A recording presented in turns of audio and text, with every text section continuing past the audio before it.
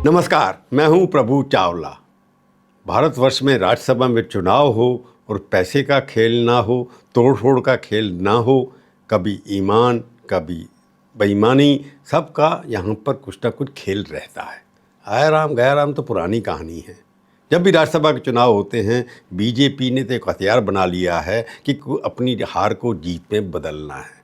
उनका उद्देश्य सिर्फ यही है कि हमको मैक्सिमम सीट्स जीतनी हैं, चाहे हमारे एमएलए हो या नहीं हो। पिछले 10 साल में एक टेम्पलेट बनी हुई है कि मोदी जी के नेतृत्व में हर स्टेट में जहां उनके एमएलए नहीं भी होते, उन्हें बहुत ज़्यादा सीटें जीती हैं। पिछले 10 सालों के अंदर कम से कम 20 ऐसी सीटें हैं जो बाकी पार्टियों को तोड़कर दी गई हैं। अभी हाल ही के चुनाव में जब भी कल हुआ, उसके अंदर भी यही हुआ। बीजेपी की जितनी स्ट्रेंथ थी, जितने एमएलए थे, जितने वो एमएलए जीत के माध्यम से जीत सकते थे, उससे ज़्यादा उन्होंने सीटें जीती हैं। माया का जाल कितना चला, कौन क्यों डिफेक्ट हुआ, कांग्रेस क्यों पिट गई, इसी के ऊपर हम करेंगे आज की प्रभुवाणी। जैसे मैंने आपको पहले बताया, आज हम बात करेंगे हाल के राज्यसभा चुनावों की, जहां भारतीय जनता पार्टी ने विपक्ष को चतुराई से पूरी तरह से मात दे दी। 10 राज्यों में 37 सीटों के लिए चुनाव हुए। महाराष्ट्र, तमिलनाडु, पश्चिम बंगाल जैसे राज्यों में सीटें बिना मुकाबले के तय हो गई, लेकिन असली खेल बिहार, उड़ीसा और हरियाणा में हुआ। दोस्तों, बीजेपी ने अपनी ताकत दिखा दी और सीटें ज़्यादा जीतकर चौंका दिया। सबसे बड़ा कमाल उड़ीसा में दिखा, जहाँ 4 सीटें थीं, बीजेपी को 2 सीटें अपने बल पर मिलती थी, लेकिन उनको घोड़े व्यापारी यानी हॉर्स ट्रेडिंग और रणनीति चाल से उन्होंने तीसरी सीट भी हाल कर ली। बीजेपी के समर्थित निर्दलीय उम्मीदवार दिलीप रे, जो होटल के मालिक हैं, इनकी होटल चलाते हैं, केंद्र में मंत्री रहे हैं, उन्हें जीत ली। इसके लिए 11 विपक्षी एमएलए के क्रॉस वोटिंग की, 8 बीजेपी और कांग्रेस 3 एमएलए उनके समर्थन में चले गए। बीजेपी पर केस भी चला कोल घोटाले के अंदर, परंतु वो अच्छे हो गए बीजेपी के लिए। बिहार में भी बीजेपी की रणनीति काम आई। 5 सीटों पर एनडीए को क्लीन स्वीप किया, जहां विपक्ष के 4 एमएलए वोटिंग से गायब हो गए, जिसमें एनडीए को फायदा हुआ। खास बात यह है कि बीजेपी ने 3 मुस्लिम एमएलए को अपनी चतुराई से प्रभावित किया, यानी कि मुसलमान वोट भी बीजेपी के अंदर हैं। ये पहली बार हुआ। उड़ीसा की कांग्रेस की मुस्लिम एमएलए सोफिया फिरदौस ने खुलकर क्रॉस वोटिंग की, और अभी तक वो बीजेपी के खिलाफ भाषण दे रही थी, मोदी के खिलाफ बहुत बोलती थी, वो भी पलटा गई। बिहार में आरजेडी के मुस्लिम एमएलए फैजल रहमान इसलिए नहीं आए कि उनके माँ की तबीयत खराब थी। 11 दिन हो गए, एनडीए को एकदम फ़ायदा पहुंचा दिया। साथ में कांग्रेस के एक अन्य मुस्लिम विधायक भी अनुपस्थित से एनडीए के मजबूत हुआ। वो हरियाणा में हुआ, वहाँ पर एमएलए जाकर के चीफ मिनिस्टर से मिले। हरियाणा पर कांग्रेस के भूपेंद्र नेता के नेतृत्व में बीजेपी योजना पूरी तरह स्वस्थ कर दिया। बीजेपी दोनों सीटें जीतने की फिराक में थी, लेकिन लूडा ने कम से कम 8 एमएलए के हिमाचल के रिजॉर्ट पे शिफ्ट करके अपनी सीट को बचा लिया। उनका कैंडिडेट केवल 0.3 वोट से जीता।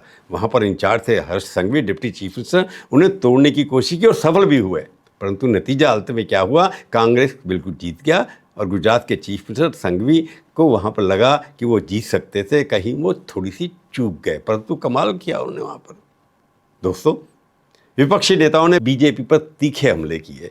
उड़ीसा के नवीन पटनायक चीफ मिनिस्टर, उन्होंने कहा बीजेपी घोड़े का व्यापार कर रही है, ये लोकतंत्र का अपराध है, क्रॉस वोट करने वाले एमएलए भी अपराधी रिकॉर्ड हैं। As I have said before,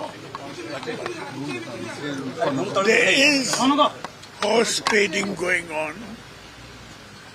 with the BJP party persons and their 3 Rajya Sabha candidates are all trying their best to horse trade, which, as you know, is a offense to win this democratic election. फिरदौस के पिता तो jail में गए थे, रह चुके वहाँ, और उनके ऊपर क्रिमिनल केस भी थे।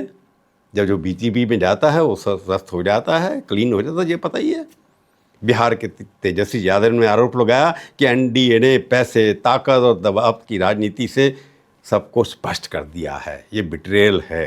अब बीजेपी का चाल चरित्र क्या है? छल कपट, तंत्र मंत्र, मशीन तंत्र, धन तंत्र, प्रशासन का दुरुपयोग, ये भाजपा करती रही है और हमेशा किया है। केवल बिहार राज्य में नहीं, अब तो सुनने में आया कि कई राज्यों में जो आज चुनाव हुआ वहाँ भी इस तरह की जो है बातें आई हैं। वहीं बीजेपी इन आरोपों को पूरी तरह खारिज करते हुए कहा, ये निराधार आरोप हैं, इनकी अपनी संख्या और रणनीति से जीत हासिल है, हमारी प्लानिंग बेटर है, इसलिए हम हर बार जीतते हैं और कांग्रेस असफल होती रहती है। एमएलए हों या डिफेक्ट कर रहे हों या वोटिंग से गायब हो रहे हैं, यहाँ तक कि पिछली राज्यसभा चुनाव की लिस्ट में कांग्रेस की कुछ सीटें इसी डिफेक्शन और आंतरिक कमजोरी की वजह से चली गई। 12 से 15 सीटें पिछली बार भी बीजेपी जीती है। पार्टी की ये कमजोरी बीजेपी को हर बार फायदा पहुंचा रही है। कुल मिलाकर इस राउंड में एनडीए ने 21 ज़्यादा सीटें अपने पक्ष में की। 2/3 मत की तरफ बीजेपी जा रही है और राज्यसभा में 2/3 मत वैसे लोकसभा में है, राज्यसभा में मिलने वाला है। इस राउंड के बाद एनडीए की ताकत 133 से बढ़कर 142 हो गई है और 164 के 2/3 आंकड़े के करीब पहुंच चुकी है। अब कोई भी दूरगामी संविधान संशोधन आसानी से पास करा सकते हैं। मोदी जी इस देश के अंदर सबसे पावरफुल नेता हो गए हैं। उनके आगे क्या होने वाला देखने वाला है, परंतु राज्यसभा चुनाव से बहुत स्पष्ट है कि बीजेपी मोदी जी के नेतृत्व में एक योजना बस से काम कर रहे हैं। राज्यसभा की एक एक सीट पर उनकी नज़र है, कहाँ कमज़ोरी है वहाँ वो सेंध लगाने की कोशिश करते हैं। उनके लिए मीन्स जो हैं इम्पॉर्टेंट नहीं है, उनके लिए ये है कि मिशन मेरा होना चाहिए। तो हर प्रदेश के अंदर वो जो बांट लेते हैं कि राज्यसभा के अंदर जहाँ उनकी सरकार को तंग करती है ऑपोजिशन, पिछले 10 साल के अंदर राज्यसभा के अंदर कई बिल बीजेपी ने के खिलाफ खड़े होकर के कांग्रेस से रोके।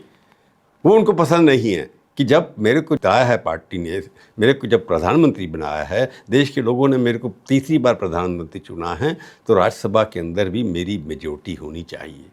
परंतु सबसे बड़ा लेसन तो ये रखता है कि बिहार में एकजुट होने के बाद कांग्रेस और आरजेडी इकट्ठे हुए, परंतु फिर भी हार गए।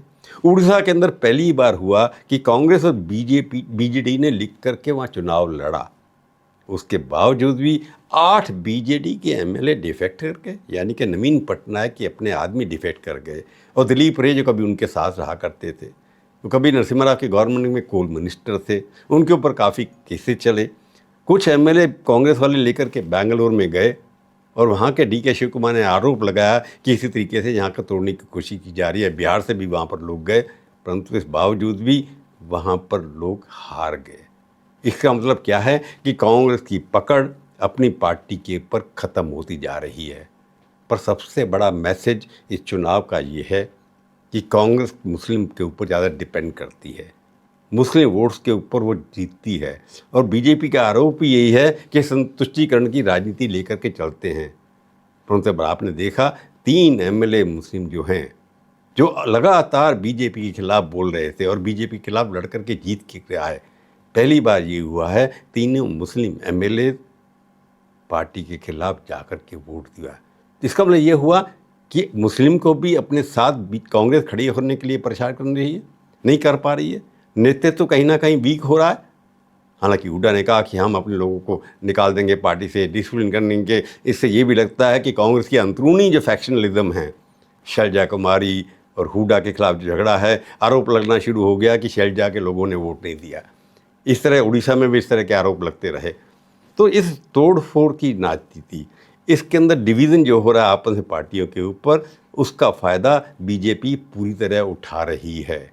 अब आगे चुनाव जो असेंबली में होने वाले हैं, उसके अंदर क्या होता है ये दिखाता है कि ऑपोजिशन अगर यूनाइटेड नहीं होगी तो बीजेपी सर्वत्र रहेगी, सब जगह जीतेगी।